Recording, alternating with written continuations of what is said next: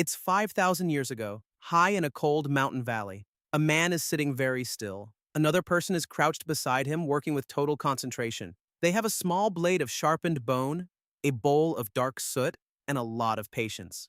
And one careful, painful jab at a time, they are pushing that soot underneath the man's skin. A dot, then another, then a short line across his lower back. He doesn't flinch, because he's done this before, and he'll do it again. This is not a celebration. This is not vanity. Nobody is going to see most of these marks. This is something else entirely. And when this man dies, and his body freezes into a glacier, and waits there for 5,000 years until hikers stumble across him, those marks will still be on his skin, 61 of them, and they will completely rewrite what we thought we knew about the oldest tattoos on Earth.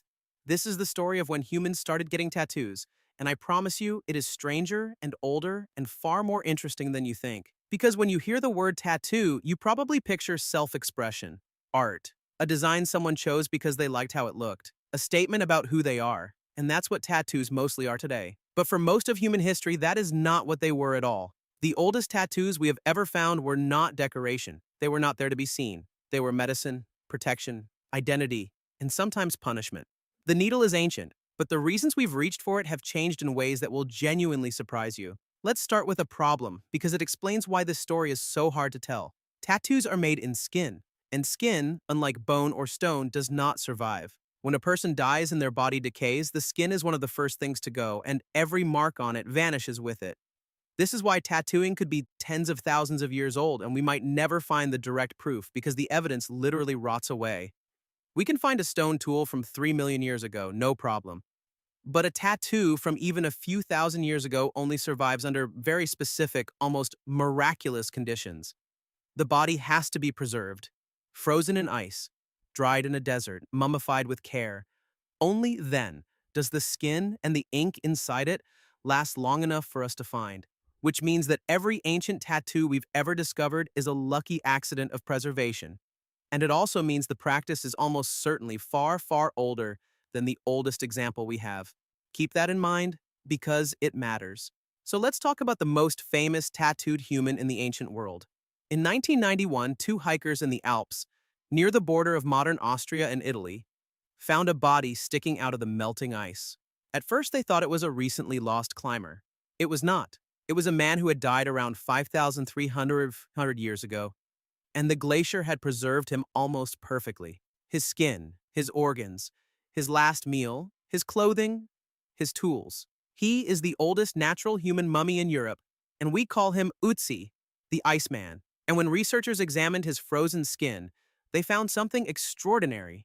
Tattoos. 61 of them, in fact, grouped into clusters of small lines and crosses across his body. But here is the part that changes everything. These tattoos were not on display. They were not on his face or his chest or anywhere designed to be shown off. They were on his lower back, his knees, his ankles, his wrist, on his joints, on exactly the places where a person who walked long distances through mountains for decades would develop pain, arthritis, and strain. And when they examined his bones, they found evidence of exactly that kind of joint degeneration, right where the tattoos were. Sit with that for a second. The oldest, well-preserved tattoos in human history line up almost perfectly with the parts of the body that hurt. This has led many researchers to a remarkable conclusion. Ötzi's tattoos were not decorative at all. They were therapeutic. They were a form of medicine. The theory goes that these marks were part of a pain relief practice, possibly similar in principle to acupuncture, applied directly to the aching joints. Whether it was the act of tattooing itself, irritating the skin to stimulate the body, or some belief about drawing out the pain, the placement is too precise to be a coincidence. 5,300 years ago, someone looked at another human being's pain and tried to treat it by marking their skin. The first tattoos might not have been art. They might have been the ancient world's version of a pain clinic. And Otzi is not alone in pointing us toward this idea that early tattoos were functional rather than decorative. But before we go further, we have to acknowledge something. Otzi is just the oldest one we found. He is absolutely not the beginning. Remember the preservation problem. For Otzi to have 61 carefully placed, medically purposeful tattoos, the practice of tattooing had to already be well established, well understood, and refined long before he was born. You don't develop a sophisticated therapeutic tattoo system overnight. This was old knowledge even in his time. The real origin of tattooing stretches back into a past we simply cannot see because the skin that carried it turned to dust thousands of years before anyone could study it.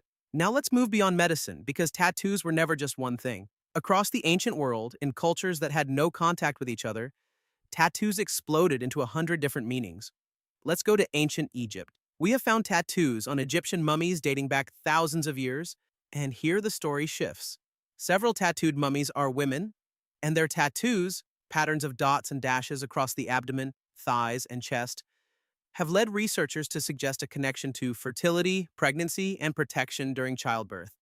In a world where giving birth was one of the most dangerous things a woman could do, a permanent protective marking on the body makes a powerful kind of sense. The tattoo wasn't for anyone else to admire. It was armor. It was a prayer written in ink, meant to guard the body through its most vulnerable moment. And that idea, the tattoo as protection, as spiritual armor, shows up again and again. Many ancient cultures believed that certain marks could ward off evil, protect against illness, or shield a person from harmful forces. The body was seen as something that could be defended not just with weapons, but with symbols. A tattoo was a way of carrying that protection with you, always permanently fused into your own skin, where it could never be lost or taken.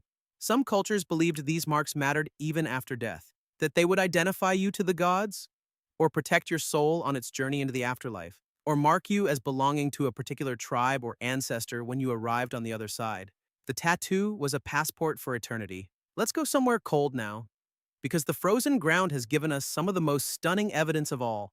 In the frozen burial mounds of Siberia, archaeologists uncovered the remarkably preserved bodies of an ancient people, and their skin told an incredible story. One woman, buried around 2,500 years ago, sometimes called the Ice Maiden or the Siberian Ice Princess, was covered in elaborate, beautiful tattoos, fantastical creatures, deer with elaborate antlers, mythical beasts, flowing across her shoulder and arm. These were not crude dots.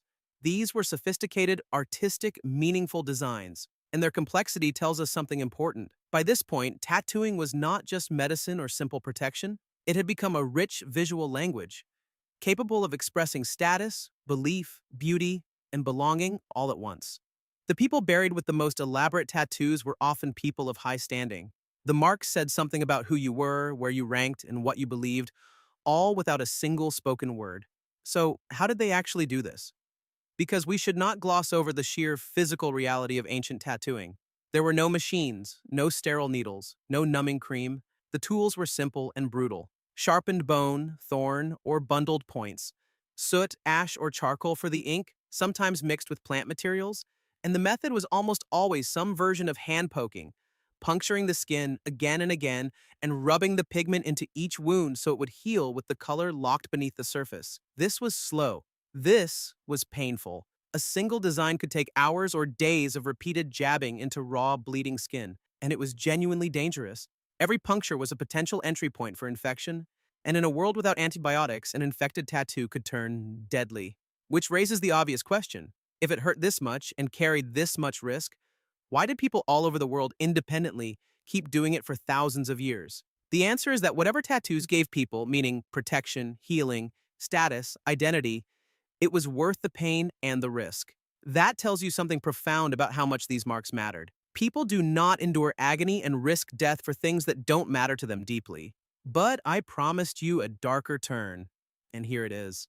Because the very same permanence that made tattoos powerful as protection and identity also made them a perfect tool for something crueler, marking people against their will.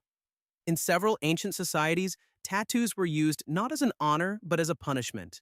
Criminals were tattooed to broadcast their crimes. Enslaved people were tattooed to mark them as property, to make escape harder, to strip them of the ability to blend back into free society. The same technology that a mother used to protect her child, or a healer used to soothe a joint, could be turned into a permanent stain of shame, forced onto someone who never chose it. And this is the dark mirror of the entire story. A tattoo is a statement about identity. But who controls that statement?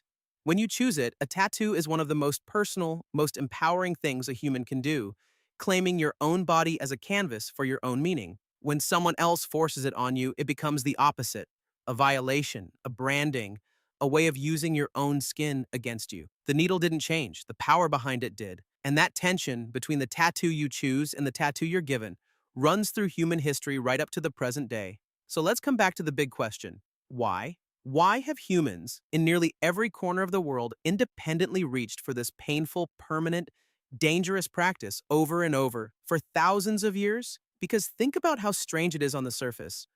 Of all the ways to express something, we chose the one that hurts, that bleeds, that can't be undone. And I think the answer gets at something deep about what we are. Your body is the one thing you carry through your entire life. It's the one possession that is always with you, from birth to death, that can never be stolen or left behind. And humans, being the meaning-obsessed creatures we are, could not resist the urge to write on it, to turn the body from just a thing that carries you around into a text, a record, a story. Your tattoos could say, I am a healer. I survived this. I belong to these people. I am protected. I have earned this. This is who I am. The permanence wasn't a bug. It was the entire point. A mark that could wash off would mean nothing. A mark that stays with you until you die and maybe beyond that means everything. Tattooing is what happens when a creature that desperately needs to mean something realizes that the most reliable canvas it will ever have is its own skin. So, when did ancient humans start getting tattoos? The honest answer is that we will probably never know the true beginning because the earliest evidence rotted away with the bodies that carried it. What we do know is that by 5,300 years ago, a man in the Alps was already walking around with a refined, medically sophisticated tattoo system on his body, which means the practice was already ancient in his time. We know that across the entire world, in cultures that never met, humans independently arrived at the same idea that the skin could be marked permanently with meaning. And we know that those meanings ran the entire spectrum of human experience, from healing to protection, from status to spirituality, from the deepest honor to the cruelest punishment. The specific inks changed, the tools changed, the designs and the meanings changed, but the underlying impulse, the one that made a person sit still and endure the pain of soot being jabbed into their skin one dot at a time, that impulse is ancient, almost beyond measure. It was already old when the Iceman lay down in the snow for the last time. So, the next time you see a tattoo on a stranger, on a friend, on yourself, remember what you're actually looking at. You're looking at one of the oldest forms of human expression there is, older than writing, older than cities. A person deciding that their own body should carry a mark that means something and choosing to endure the pain to make it permanent. 5,000 years ago, a man in a frozen valley made that same choice. And when they found him, all that time later, the marks were still there, still saying whatever it was he needed them to say. That's the strange, beautiful power of it. We are the animal that writes on itself, and we have been doing it for longer than we have been doing almost anything else.